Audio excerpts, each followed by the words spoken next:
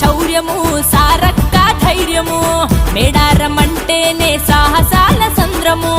మేడరాజు రాజ్యము ఆదివాసి తేజము పగిడిద్ద రాజుల పౌరుషాల బాణము చెప్పన్న బాగుల జల జల జలకము కన్నెపల్లి ఊరు నుండి సారమ్మ పయనము చిలుకల గట్టు నుంచి సమ్మక్క గమనము అడవి అయ్యేలే జన జన జన సంద్రం మేడారం మేడారం మేడారం అడవి మణిహారం మేడారం జాతర ఆదివాసి ఆత్మరా ఇది జనం జాతర తెలంగాణ జాతర